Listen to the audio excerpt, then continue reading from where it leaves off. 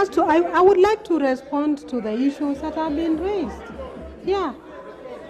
So members, if you could be silent, I will respond on the matters that have been raised concerning one of the candidates who is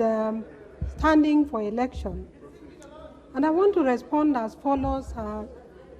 generally, especially on the matters that have been raised by the Honorable T.J. Kajwang, who has asked a question about a person who is elected as a member of parliament, and in this case, a senator, whether this senator is eligible for election as a speaker.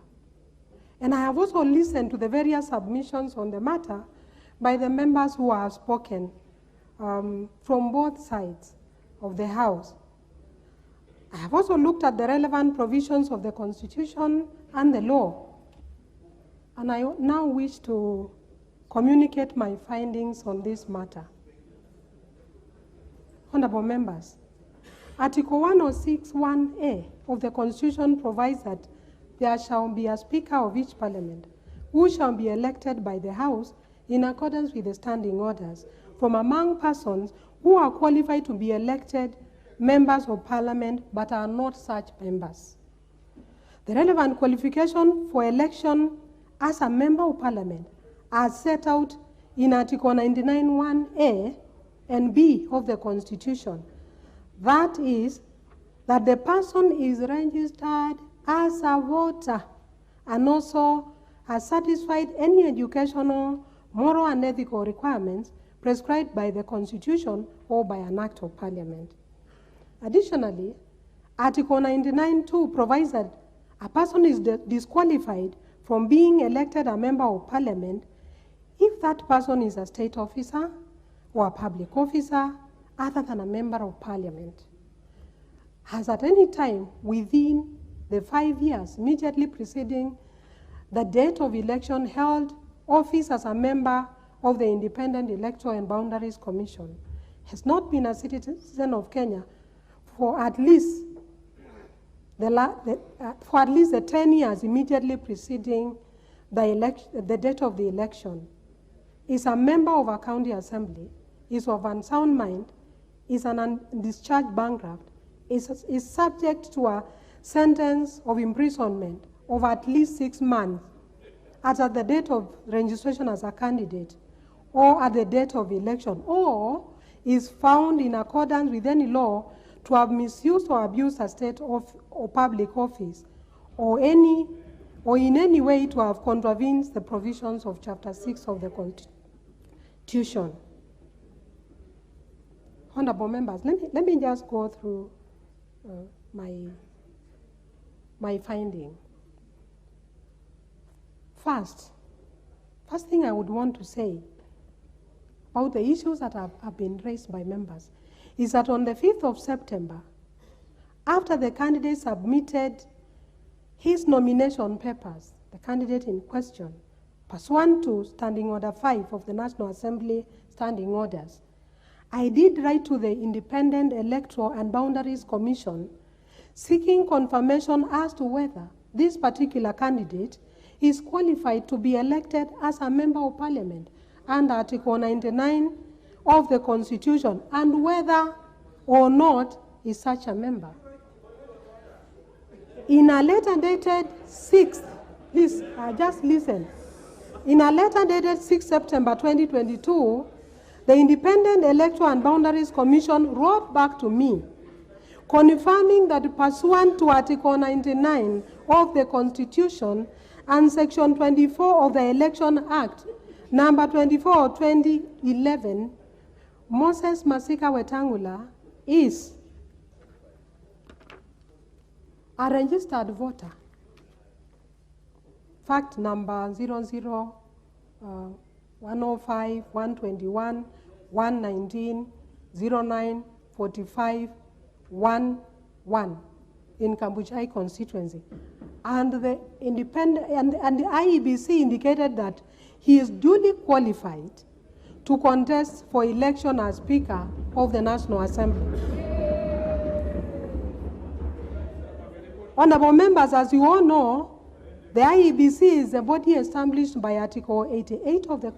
Constitution of Kenya and charged with the registration of voters and registration of candidates for election. So the determination by the Commission is formally on record in my office. Secondly, honorable members, now allow me to draw you to Article 74 of the Constitution, which the Honorable Duale has made reference to, and which provides that before assuming office, or a state office, acting in a state office or performing any functions of a state office, a person shall take and subscribe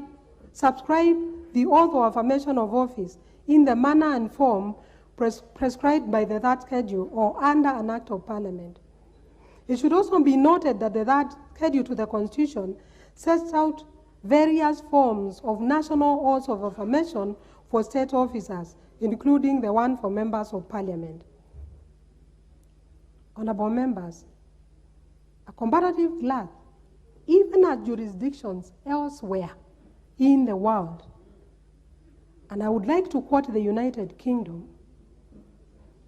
a member of parliament is not deemed to be a member until that person has taken the required oath of office. In the United Kingdom, honorable members, members of both houses of parliament are required by law to take an oath of allegiance to the crown, and MPs cannot take their seat, speak in debates or vote or receive a salary until they have taken oath of affirmation. In fact, in the UK, the seats could be declared vacant if you make such a mistake. And in the United States of America,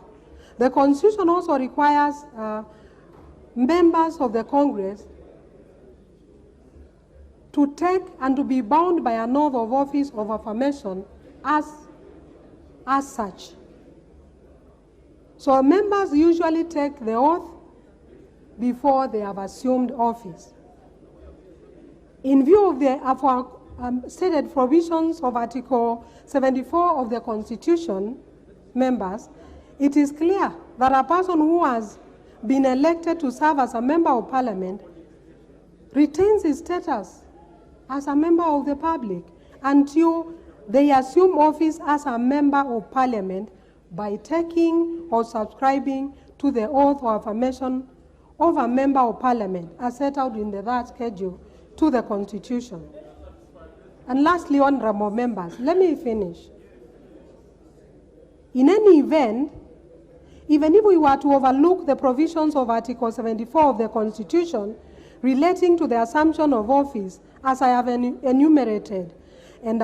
argued that there was need for the senator to resign from office,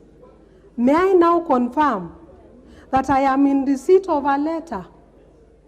dated 29th August, written by the Honorable Moses Masika Wetangula, addressed to the Speaker of the Senate, in which he communicated in writing to the Speaker of the Senate his decision to resign from his position as a senator-elect for Bungoma.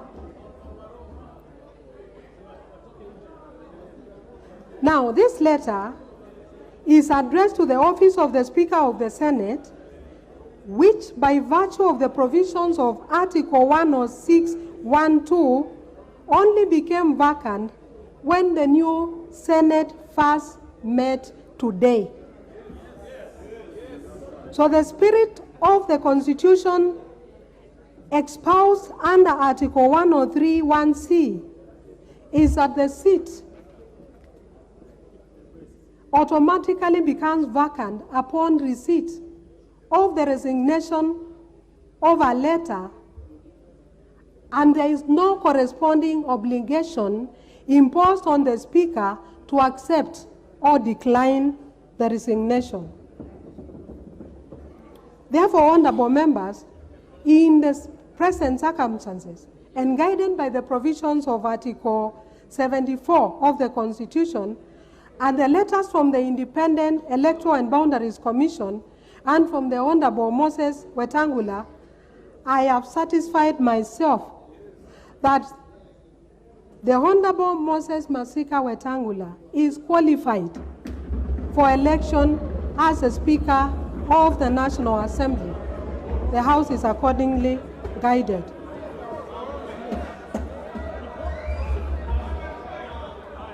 Honorable members, I would like us now to proceed. I would like us to proceed now to start the process of voting. And I now invite the Deputy Clerk to call out the names, after which, when your name is called, you will be issued with a ballot paper, and we shall proceed with voting. Thank you.